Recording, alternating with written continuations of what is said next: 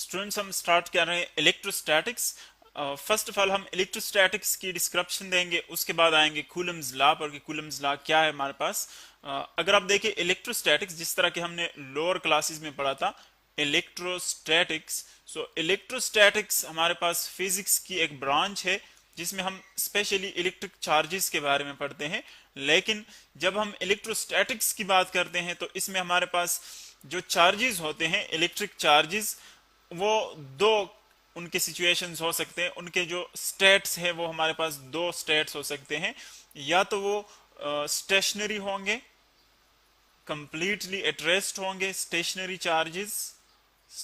Charges, या फिर वो बहुत स्लोली मूविंग होंगे, यानी बहुत स्लो मोशन करेंगे, तब भी हम उसको क्या कहते हैं, इलेक्ट्रोस्टैटिक्स। तो अगर वो स्लोली मोशन कर रहे हैं, स्लोली मोशन, या फिर वो स्टेशनरी है, तो ऐसे ब्रांच ऑफ फिजिक्स को हम क्या कहते हैं जब हम इस तरह के चार्जेस की स्टडी करते हैं, स्टेशनरी या फिर स्लोली मूविंग चार्जेस की, तो इस ब्रांच को हम कहते हैं इलेक्ट्रोस्टैटिक्स। जिस तरह के इसका वर्ड आप देख रहे हैं, इलेक्ट्रो हमारे पास आया हुआ है इलेक्ट्रिक चार्जेस से, और स्टैटिक्स का मतलब है कंप्लीटली एट रेस्ट। सो ऐसे चार्जेस की स्टडी को हम क्या कहते हैं, इलेक्ट्रोस्टैटिक्स। जिस तरह के हम पहले पढ़ चुके हैं कि इलेक्ट्रिक चार्ज एक्चुअली हमारे पास क्या है, ये एक प्रॉपर्टी है। इलेक्ट्रिक चार्ज क्या है, इलेक्ट्रिक चार्ज ये एक्चुअली एक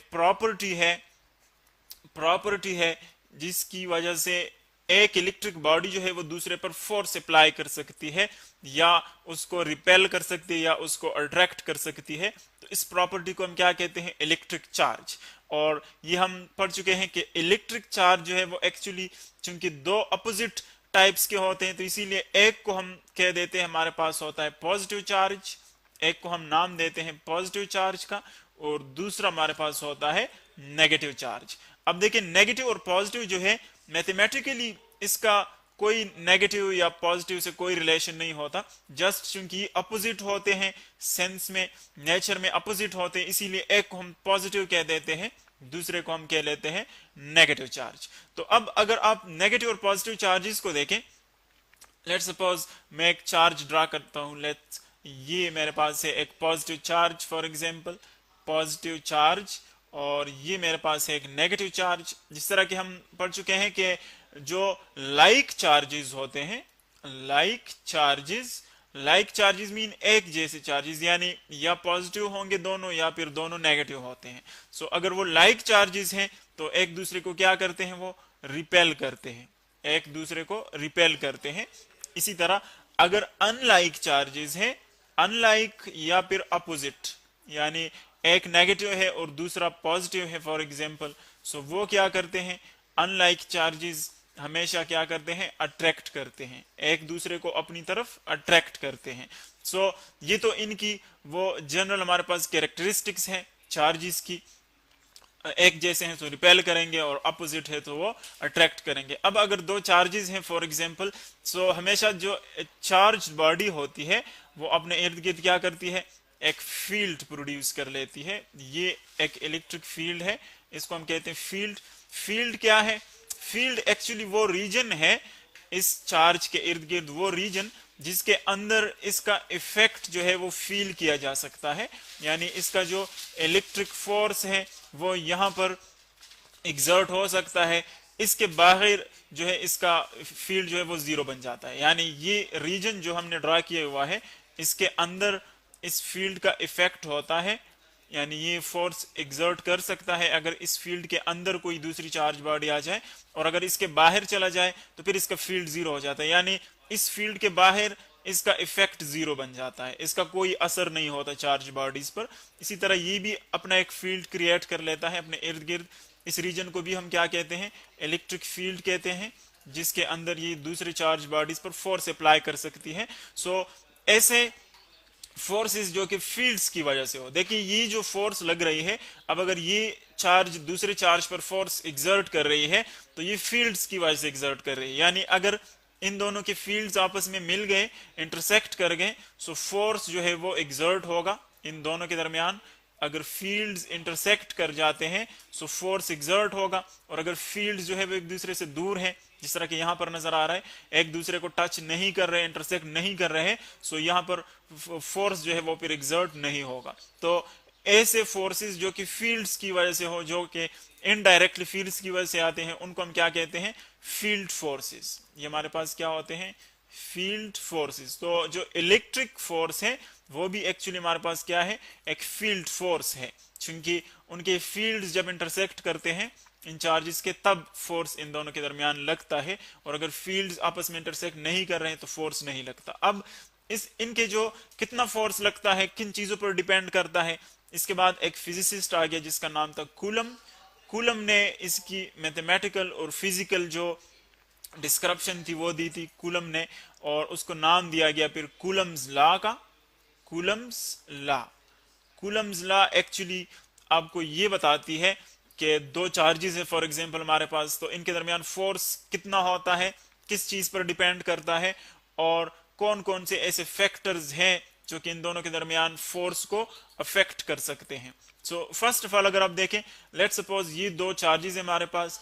जब भी हम ये बात याद रखें कि जब हम चार्जेस के दरमियान डिस्टेंस की बात करते हैं तो हमेशा हम सेंटर्स के दरमियान डिस्टेंस लेते हैं। देखिए ये इस चार्ज बॉडी का सेंटर है, ये इस चार्ज बॉडी का सेंटर है, और ये इस चार्ज बॉडी का सेंटर है। सो इन दोनों के दरमियान जब भी हम डिस्टेंस मेजर करेंगे सो वो हम इन दोनों के सेंटर्स के दरमियान लेंगे। सो अगर मैं इन दो चार्ज बॉडीज के दरमियान डिस्टेंस ले रहा हूं तो देखिए मैं इनके सेंटर्स के दरमियान डिस्टेंस लूंगा, ये एक्चुअली होगा इन दोनों के दरमियान डिस्टेंस। सो अगर देखें ये ऑब्वियस बात है, अगर मैं इन चार्जेस को एक दूसरे के करीब ले आता हूं तो क्या होगा? डिस्टेंस डिक्रीज होगा और फील्ड्स जो है आपस में इंटरसेक्ट करेंगे। अगर मैं इन चार्ज बॉडीज को देखें फॉर एग्जांपल इन दोनों के दरमियान डिस्टेंस ये है, ये फील्ड्स हैं इन चार्जेस के, ये एक चार्ज है और एक पॉइंट चार्ज है फॉर एग्जांपल, ये इनके फील्ड्स हैं।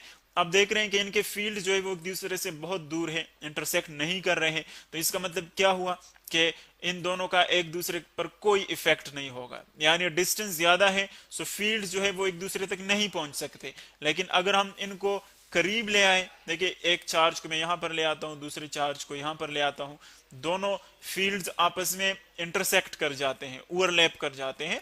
सो जब डिस्टेंस कम हो जाता है तो फील्ड्स ओवरलैप कर जाते हैं और अब इनका एक दूसरे पर इफेक्ट जो है वो आ जाता है। सो इसका मतलब ये हुआ कि अगर हम डिस्टेंस को इंक्रीज कर ले सो इनके दरमियान फोर्स जो है वो क्या होगा? वो कम हो जाएगा।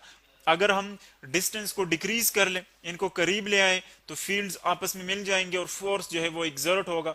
इनको अगर हम बहुत करीब ले आए तो फोर्स जो है वो स्ट्रांगर होगा। इसका मतलब ये है कि जो आर है डिस्टेंस है दोनों के सेंटर्स के दरमियान, वो इस फोर्स के लिए इनवर्सली प्रोपोर्शनल है। लेकिन चूंकि स्फेरिकल फील्ड्स होते हैं, यानी ऑल साइड्स में होते हैं, स्फेरिकल फील्ड्स हैं, इसीलिए इनकी जो इफेक्ट है वो सरफेस के ऊपर डिक्रीज या इंक्रीज होती है। स्फेरिकल चूंकि फील्ड्स हैं तो इसीलिए जो इफेक्ट है वो किसके ऊपर डिपेंड करती है? सरफेस के ऊपर। यानी जब हम एक चार्ज को दूसरे से दूर ले जाते हैं तो एक्चुअली हम इसके पूरे सरफेस को करीब ले या दूर ले जाते हैं।